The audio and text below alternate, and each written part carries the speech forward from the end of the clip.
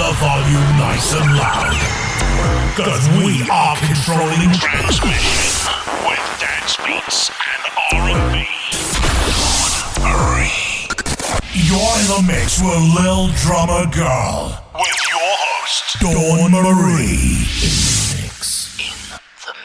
Hey, welcome to another episode of Little Drummer Girl. I'm your host, Dawn Marie Mutel, and tonight I have a very special guest, Lola Blu. She is not only a well-accomplished visual artist, but she's also a seasoned drummer, which really tickled my fancy because the two together to me is like, watch out. This artistic crossover that led her to use less traditional canvases such as drum heads and guitars and other musical instruments for numerous well-known musicians and their tours. Her style is a hybrid of retro and contemporary, showcasing the influence of pop culture and the signature Miami Art Deco style with use of contrast and color. Lola continues to work toward her ultimate goal in combining her passion for music with eccentric visual art. As for her work, it's graced the stage with many musical sensations such as Questlove from The Roots, Frasier Moore from Madonna, Tony Royster from Jay-Z, Adrian from No Doubt, and so many more. She's producing music for a solo audio-visual project coming out late this year,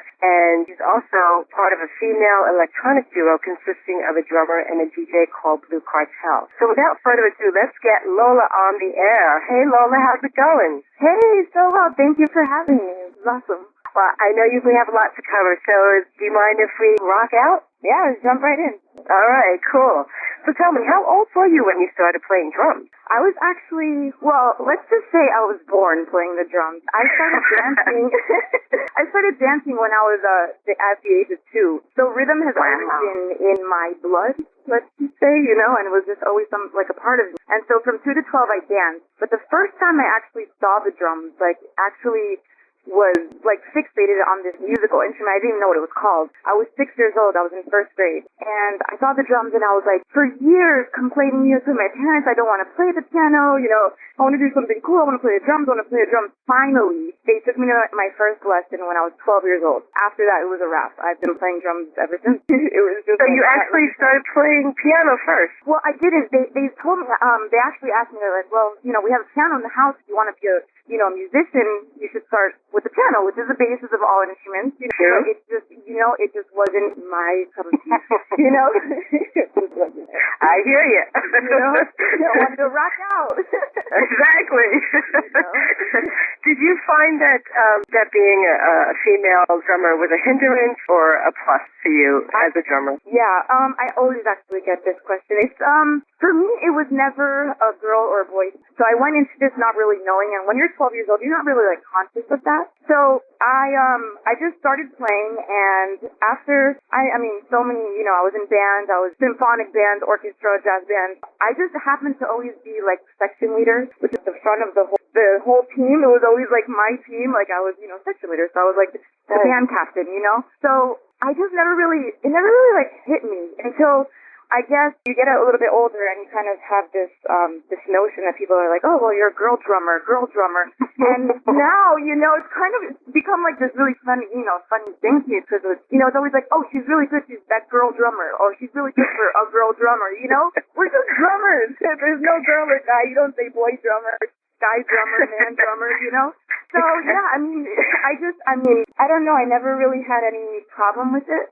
Pretty much, fusing both of these worlds together recently. I've met the drummers of the world. So it's kind of, but I do think that it is a problem when people, refer to us as female drummers. That's that little thing, oh, well, she's really good, for a girl drummer. So, yeah, it's that butt factor. She's really good, but. Yeah, exactly. That butt needs to be taken down. Other than that, yeah. Do you remember the first song you learned how to play? Oh, man, the first album that I ever played to was No Doubt, Return of Saturn.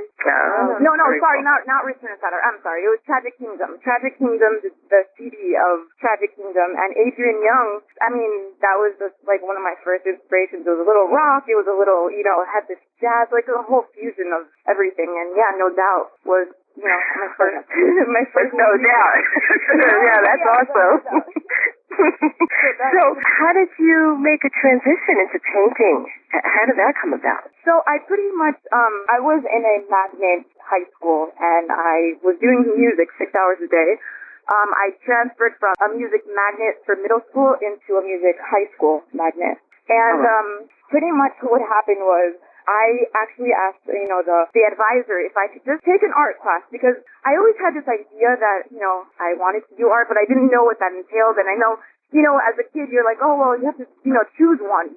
You have to pick one. Which one do you want to do, So I never really got the chance to actually take an art class, because he said, well, you can either do music or you can do art. So, needless to say, I'm in my music classes in symphonic band, marching band, all these things, and drum heads are white. And so, with my pencil, I would just doodle on these drum heads every day. And I always felt like I had this artistic thing. I started taking pictures, like, later on. I was a photographer as well. So it was all, it was always in my head, but I never just got a chance to. And so, years later, I go to advertising school. I got my bachelor's in advertising. And I continued to play drums always, like little bands here and there. And pretty much just always, like, had this idea that I still wanted to be an artist, But it's very intimidating, oh, I'm going to be an artist. I'm just going to drop everything and become an artist. So, it's like one of those things like, oh, well, where do you start? What do you buy? Canvas? Do you go, to the store and you buy acrylic paint? Like, what makes considered an artist? So pretty much I had this opportunity to paint a chalkboard for a restaurant and make the menu.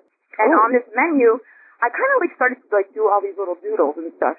And my friend looked at me and she was like, well, kind of rewind a little bit. I did move to LA to start doing music videos, music video directing, because I was a photographer and I had these ideas that I thought, hey, maybe it's music videos, it's combining music and film and framing and all of that stuff. So I had that. I moved back. I actually started a band again. And in that whole timing, when I was living in LA, I was drawing all over my walls in pencil. And my friend was like, Lola, you can't be drawing all over our walls. I don't know what's going on.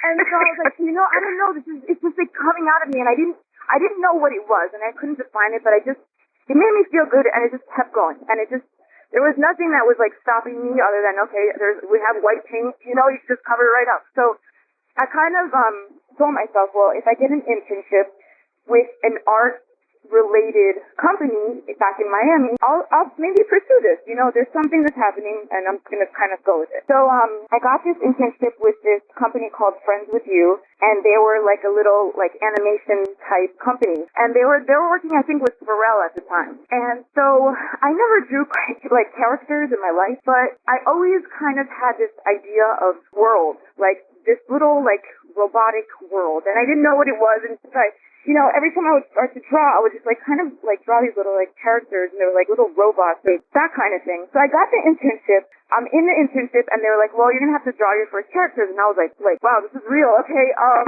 let me start drawing, I guess, some characters. And needless to say, I drew 20 characters, and I'm sitting, having meetings with this company, and it was just I was producing the work that they were, needing me to produce. So in that whole time, I kind of I decided Art Basel was around the corner. I started going to Art Basel, and that's when, Miami started happening with this whole Art Basel approach, and there was art everywhere, and I was looking at these, artists' work and their canvas, and I was just so inspired, because I was like, well, this is what I can do. I can do this. So went to an art store, got canvas, and I started going to town, and I was creating this body of work, just, kind of, going through it, learning, seeing this technique and what works with what and what doesn't work. And, not ever going to an art school, you don't know oil-based paint and any types of medium. You don't really know what that is. So exactly, unless you learn it in school. Exactly. So I didn't really know what went where, and I just started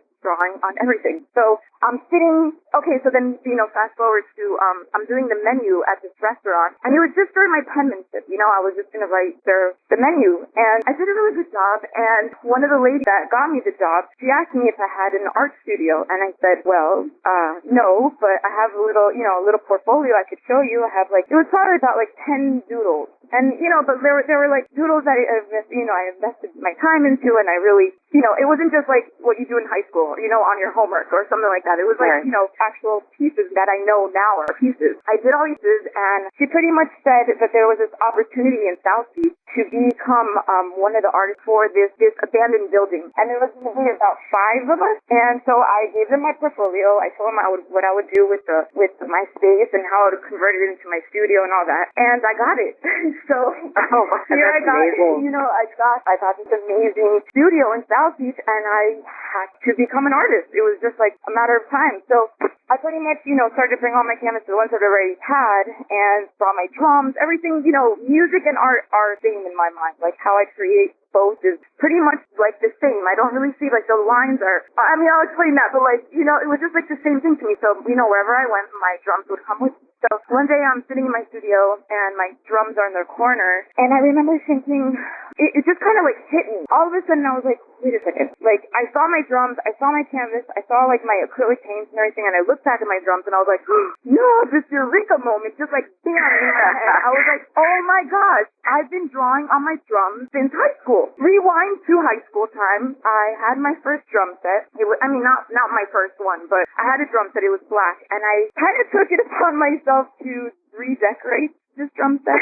This was 10 years before, this whole thing was happening. Love it. And, I take it to my house and I start painting on it, and first it looked like a burrito, like inspired. I don't really know. It was just colorful and lines and dots and all of this stuff, but, it was mine. It was different, and that's kind of what I always, like, envisioned my drums to look like, because, drummers were the rock stars. So, everybody is, but, that's in my eyes, no offense to me. Yeah, exactly. Everybody else, but drummers. So, with that whole thing, here I am in my studio, and I look at my drums, and I'm like, oh my gosh, literally, this is what I've been wanting to do forever, and now I actually, defined it. So I'm sitting there, I got a bass drum head. I actually reached out to, I gotta give, credit where it's due, Thomas Pridgeon, who was, I'm not sure if he was playing with Mars Volta at the time. He's a really phenomenal drummer. He's one of my, my favorites out. And he's new, contemporary, and he's killer on the drums. And I reached out to him through Instagram, which thank you to social media, because that is why, everybody could kind of see my gallery and how it grew so fast, because, we live in we live in 2016, and it's all about the social media. So, pretty much I reached out to him, and from that, kind of, this whole kind of world and thing, started to explode for me, because I drew on a bass drum head, and pretty much any drum head that you get that you want it to look kind of, uniquely to you or to your band, you can get a decal, and you can get this stuff printed onto your bass drum or a sticker or something of that nature. But I saw this bass drum head as a huge canvas. It was a round canvas. And I was like, well, first of all, when you're playing the drums, nothing's going to really happen to this drum head, because, rewind to high school time, I was already drawing on all my drum heads, and my teacher, my instructor, my band teacher thought I was crazy, because every day I'd have, something else written or drawn on my snare drum, and when you're counting 1,000 measures and then you have to do your drum roll, that gets kind of boring, so I always had art on my drums anyway. So here we are, and I'm sitting in my studio, and I start to draw on drum heads, and I put that on social media. Thomas Pridgeon actually shouted me out, and it was like this domino effect, because I found this avenue of merging what I love to do and my passions both in the same hallway. And I was like, wait a second, if I can make this art for drummers, because I want my drum set to look cool, maybe there's people out there that want that. And yes, it definitely was. And it just started to, it was like a snowball effect. I kind of marked, it was in my style. So since I didn't go to art school, I didn't really know how to draw like a Michelangelo. I didn't know how to do all of the other stuff, but I was just drawing the way I wanted to draw. And I just started to draw all my characters on these canvases. And I guess, with that became this branding type element, and it just started to roll. It was just one after another. And by the time my stuff is starting to be on TV and on all of these tours, and it was just, out of something that I loved, and it's something that I saw my drums as always man, I want them to look different, I want them to look cool, I want them to look like me. And so that was kind of like the concept that I just started to roll with and, market and start to make this art onto everybody else's drums. And that's a miraculous story. I mean, and again, it's like you have to, once you like decide what you want, it's amazing how the universe will just bring it to you. Absolutely.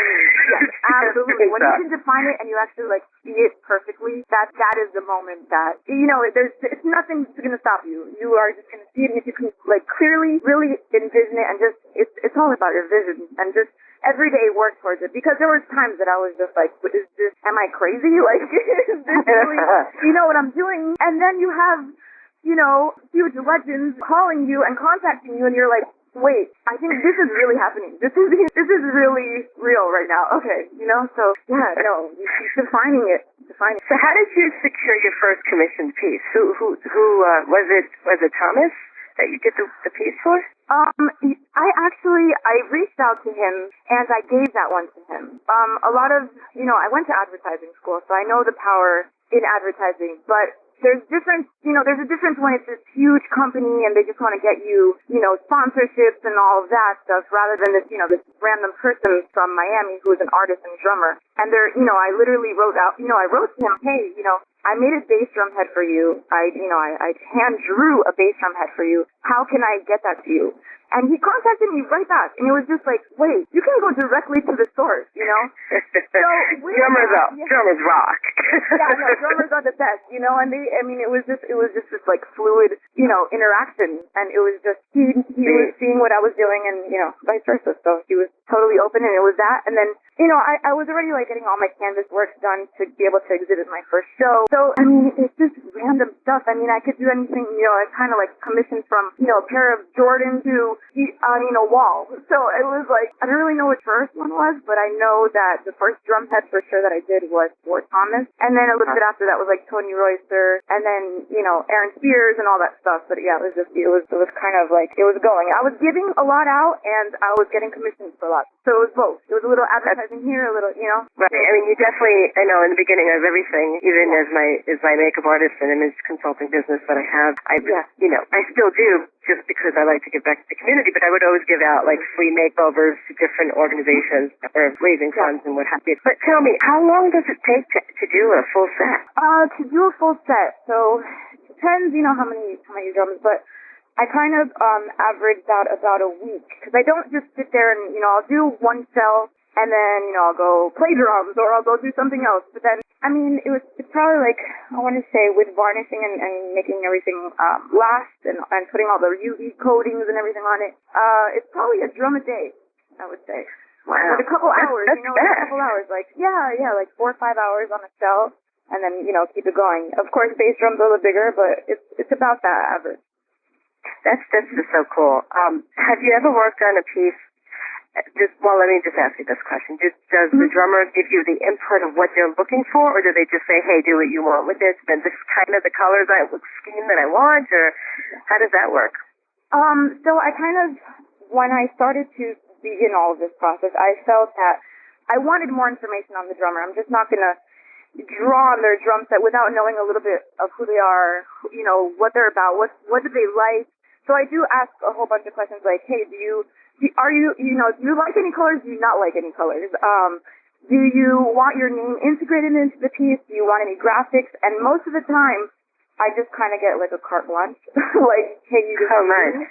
Yeah, so it has become like really nice in that aspect. I could just, do pretty much what I see the drums to look like. So, basically it's become that. I do still like, I ask kind of like per basis. Sometimes people want, their band name included or a certain graphic. I did a bass drum head the other day that he wanted the Muppets on it. So I put the Muppets in and I put my, my kind of design around it and included it within the piece. So it's always like, customer based. I like the whole uniqueness and like they're all one of one. So I'll never repeat the same again. So that sounds really, really fun. Yeah, customized. I want one. I was thinking, I have to get something. I said, even if it's just a drum that I use and I just put it in my office, Oh, yeah. No, that's it's a piece of art, cool. that would be awesome. Do it. Okay. We gotta talk. So I hear you're going to Italy. Can you tell us about that? Oh man, it's my first time. Yeah, it's a long time coming. I've always wanted to go to Europe, and I didn't really have the time. And these past 3 years were just like work, you know, that song. And it was just, I just really like devoted my whole life for, you know, the fusing of art and music, because I didn't really know what it meant. And as I'm doing projects, I'm an art director, so I kind of, even in that, you know, directing of advertising, of films, of all this stuff, I kind of, you know, dove into this not knowing really what way I was going to go, but I knew it, and, you know, I wanted to do my own thing, whatever that made, you know, whatever that was going to be. I just wanted to be my own self, you know, myself, be me. So Love that. I kind of never really traveled that much. I haven't. It was a while that I did, and I just turned 30. So congratulations. My family, thank you. My family was like, okay, it's about time. You got it. You know, so they got me this wonderful gift, and yeah, going to Italy, gonna go explore and get inspired by the real art. You know, the real art. Yeah. How long are you out there for? We'll be out there for 2 weeks, so I know for sure it's gonna be Italy, Croatia, Spain, and I believe London, but I'm not 100% sure. We can, you know, maybe do, you know, another place a day. I don't really know. We're just going to kind of work. It's an amazing, I love the fact that with Europe you can just jump from country to country like that, because I know I've done those trips, and they're phenomenal, and it's just like, awesome. Oh my gosh, and I just was saying the other day, like, I haven't been in a while, and it really, it's eating me up, because I really look forward to going on those trips. If you want to jump on a flight tomorrow, you can. No, just come and my family's over there too, so yeah, come on. Very cool. So just have some pasta and some wine for me, okay? Yeah, definitely. That's not without a question. And there's actually a couple of drum companies. I'm working with a drum company based out of London, so I'm gonna go make a surprise visit. You know, they're coming drums that I made for them. So yeah, it's gonna be a really cool adventure. That sounds good. I wish you a bon voyage. Thank you so much. Ciao, Bella. I don't know any of that. Che faccia, Bella. Okay. So, are you ready for the 11 stroke roll rapid fire interview? Exactly. Okay. Are you ready? Yes. Okay. What's your favorite drum set? Oh, man.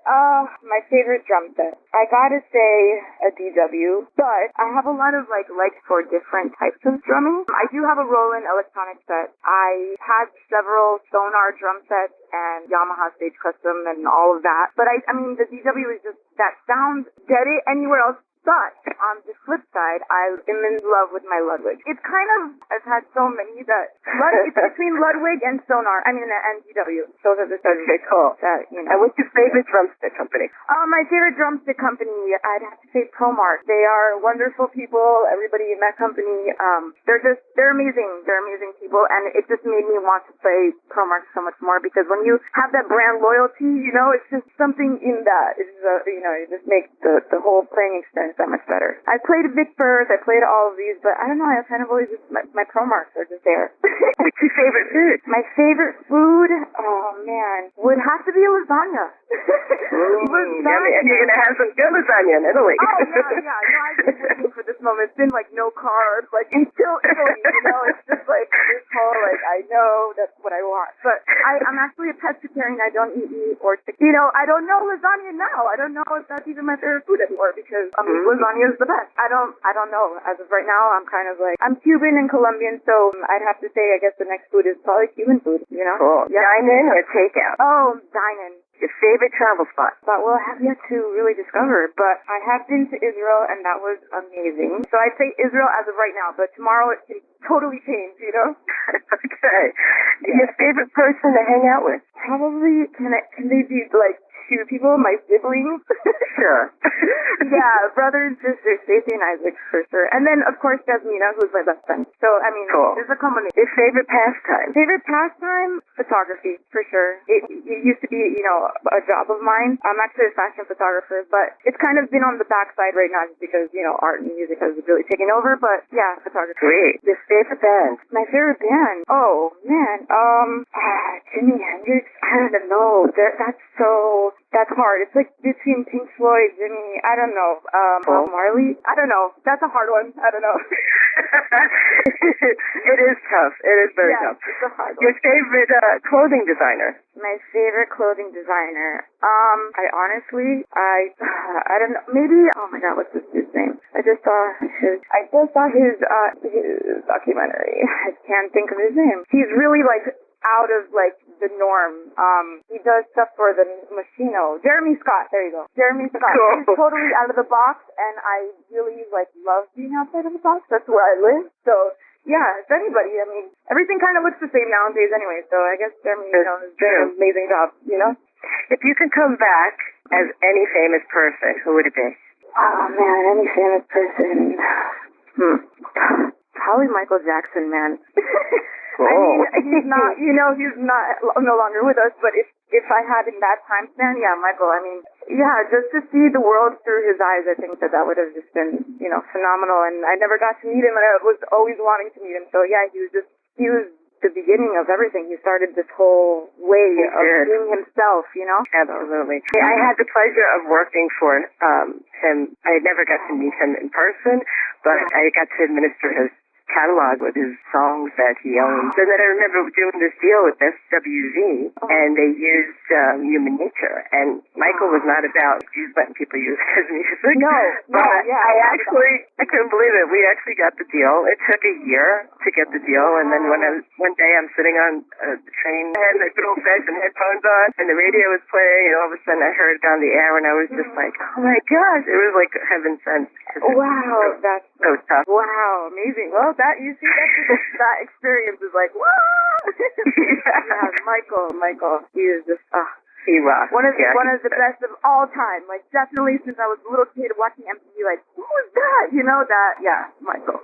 He's mind-blowing. So, is your last question, what is your biggest pet peeve? Oh, man, I know it's going to sound so silly, but anybody would probably tell you, like, this is so funny, but, wet toilet paper. I don't know, like, not it's just like something that's so good. Like, if you just run water over wet toilet paper, that mush that it becomes, it's that. I hate it. I can't stand it. It makes me cringe. Like, even thinking about it right now, I'm like, oh. Yeah, that. Random, but I know that's for sure. I have to agree with you on that one, because it really is not a good thing. Like, if you clean something, you're cleaning the counter, and in my studio, like, it's only paper towels because they do not break and they are great. It's just that. Well, Lola, it looks like we're running out of time here, and I just want to thank you again for coming out and joining us tonight. And it was really a pleasure meeting you. Thank you so much. It was a pleasure meeting you. So tell me, how can our listeners stay in touch with you if they would like to reach out? And yeah, it's you can go to my website, lolablu.com, LOLABLU.com. You can email me at lolablustudios at gmail.com, or on Instagram, I'm really reachable on there as well, at lolablu_. So LOLABLU_. Perfect. And I will actually put those up in the show notes as well with the links, and so this way you can stay in touch and see your work, and maybe they'll continue to do some pieces for them. Awesome! You rock. Thank you so much. Very cool. And if anything I could do. Yeah, drummers rock. And if I could do anything for you here in Tampa, please let me know. And if you're coming to visit in this area, please let me know. I would love to, Yeah, that'll definitely be happening. Gotta get you some, customized drums, girl. Yeah, that's hook me up. Gotta hook you up. Thank you. You're awesome. Sounds great. And I want to thank you listeners out there for tuning in tonight. I really appreciate it, because if it weren't for you, there wouldn't be a show. And remember, it's never too late to live the life of your dreams and leave a trail blazing behind you. If you like the show, please subscribe and tell your friends and pass it on. And until the next time, I'll catch you on the flip side. Rock on and rock out. Namaste.